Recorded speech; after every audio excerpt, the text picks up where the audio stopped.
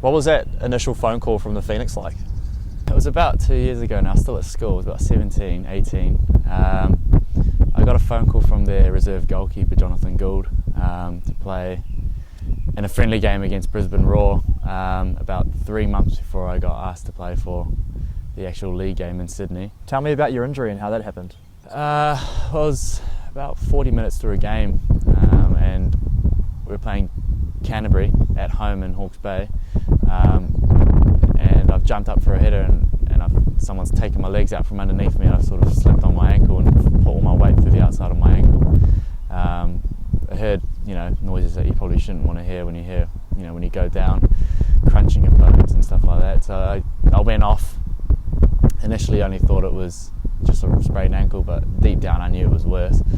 Went and saw my sports physicians, and then they had me in an MRI scan, and then turned out that I had ripped cartilage off my talus on my tibia, which is where the bones meet on the ankle bone, and needed an operation within 6 weeks. How did being injured affect your confidence? I'm still not really confident on it now. I don't know, it was just the single most painful experience I could possibly imagine when it happened, and you don't really forget about it. But I think over time eventually you'll get your confidence back. It's only really been just over a year now. How do you feel about the state of New Zealand football in general? Nowadays it's you look at the All White squad now, there's not a single person there that's not professional. There's a couple that's sort of on the fringes that are really young, but 95% of them are all professional players.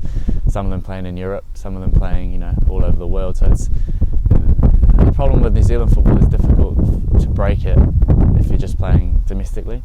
Even if you are a talented player or a young player, it's still really difficult.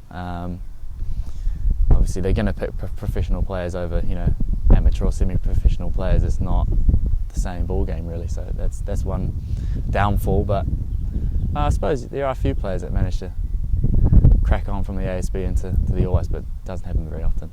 Do you think that a team of ASB Premiership players could compete in international football? No, I personally don't think they can. They may crack on from the ASB into the Wellington Phoenix and then get seen from that. That's different, but I don't think ASB Premiership players will have the ability to crack on that quickly. So how do New Zealand teams stack up in the Oceania Champions League? Our players are largely better than the Pacific Island nations, but yet we still struggle. Even with the All Whites last year, they struggled last year to qualify for the Confederations Cup, which they didn't even end up doing. So if everything goes well for your career, where do you sort of see yourself in the next 5 years ideally? 5 years down the track, hopefully somewhere playing in Australia or even at the Phoenix. It's difficult to say, but playing professional would be the ideal goal. And if that happens, then maybe cracking on to the All Whites and representing a country would be a privilege. So that'd probably be the peak of what I'd try to aim for.